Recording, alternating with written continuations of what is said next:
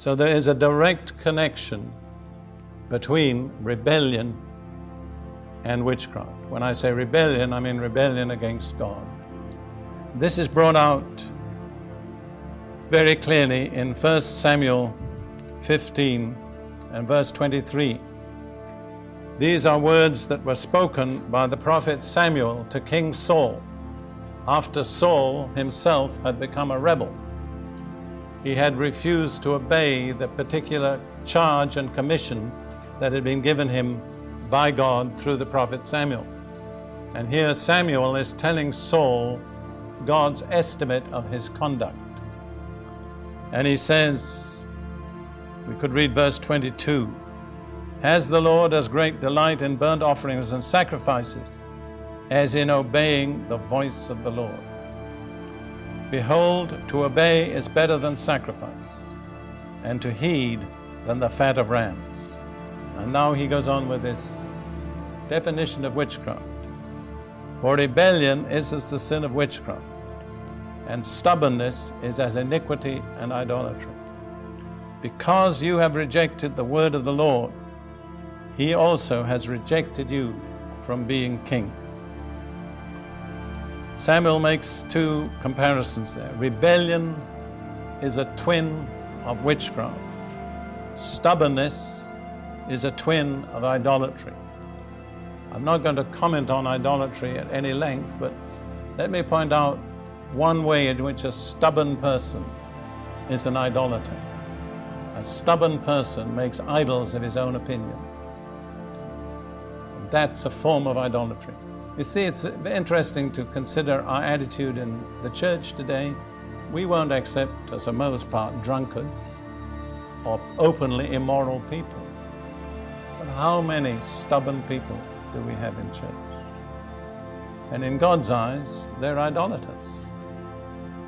We wouldn't have somebody who came into the kind of churches we're used to with a wooden idol, fall down and worship in front of the church. We'd say we don't tolerate that. But alas, I'm afraid we tolerate a lot of stubborn people.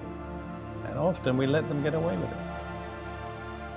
But let's return to the other comparison. Rebellion is as the sin of witchcraft. Very, very important.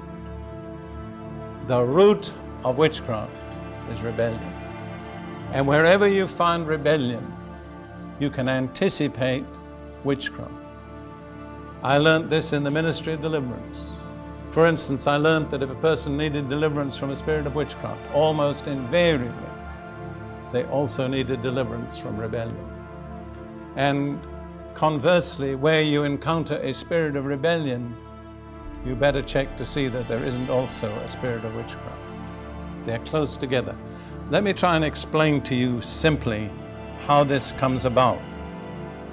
You see, rebellion rejects God's authority, legitimate authority, just like King Saul rejected the authority of God's word. But you can't exist in life for long without authority. So if you don't have legitimate authority, it's going to be replaced by illegitimate authority.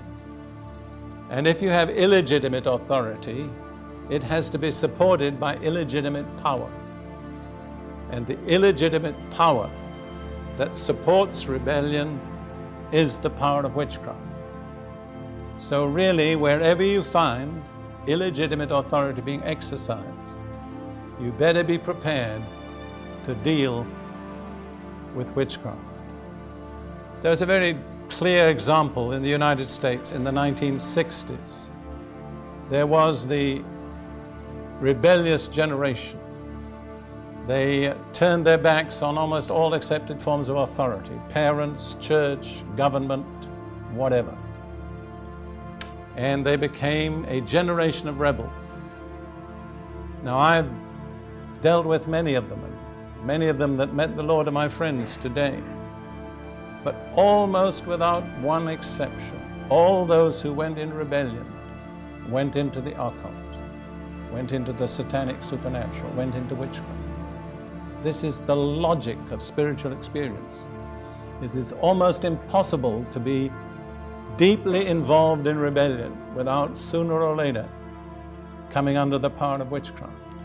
If we go back to the example of King Saul for a moment, if you remember the story, he disobeyed Samuel's injunction to slaughter all the animals that had been captured, and he kept, as he called it, the best to offer to God. God said, I'm not interested in your sacrifice because it comes out of disobedience.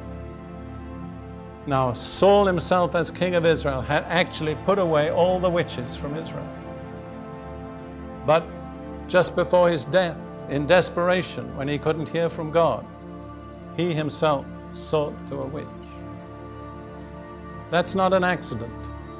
That's cause and effect. I want to emphasize this. Wherever there is rebellion, sooner or later, there will be witchcraft. And another point is this, that when you want to deal with witchcraft, the satanic, supernatural, the occult in all its forms, if you only deal with the occult, you've not dealt with the root, because the root is rebellion.